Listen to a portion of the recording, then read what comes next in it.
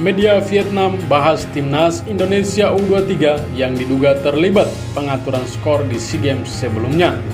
Namun sebelum lanjut, mohon subscribe dan bunyikan lonceng notifikasi agar kalian tidak ketinggalan berita terbaru seputar timnas Indonesia.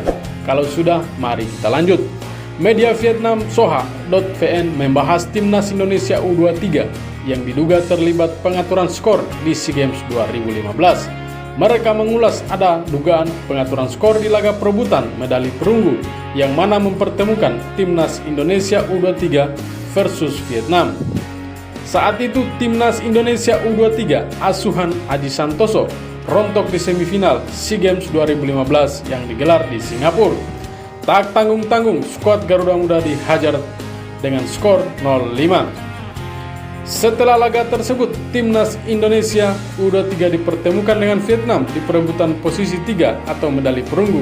Secara luar biasa, Vietnam menang 5-0 atas timnas Indonesia U23. Setelah selesai laga, muncul dugaan adanya pengaturan skor di laga Vietnam versus Indonesia. Dugaan itu muncul setelah rekaman suara beredar melibatkan pria berinisial BS yang berasal dari Indonesia.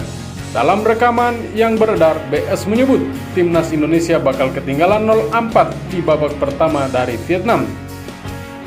Ternyata rekaman tersebut sesuai dengan fakta pertandingan yang mana timnas Indonesia U23 asuhan Aji Santoso tertinggal 0-4 dari Vietnam di babak pertama.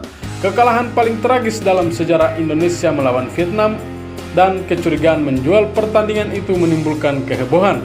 Indonesia dikalahkan Vietnam 0-5 di perebutan medali perunggu pada SEA Games ke-28 tahun 2015, tulis Soha. Tuduhan di atas pun sudah mendapat klarifikasi dari petinggi PSSI saat itu. Salah satunya adalah Wakil Ketua Umum PSSI Erwin B. Budiawan. Saya pikir ini isu yang tidak bertanggung jawab, ini fitnah yang tidak berdasar. Di dua laga itu lawan Thailand dan Vietnam, tim terbaik menang dan kita pantas kalah.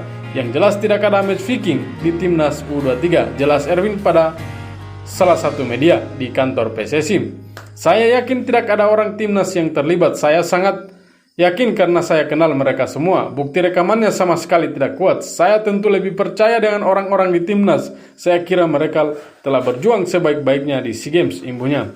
Setelah dilakukan investigasi, tidak ada kecurangan yang tercipta. Alhasil tidak ada personel timnas Indonesia U23 yang dihukum akibat dugaan isu match fixing di atas.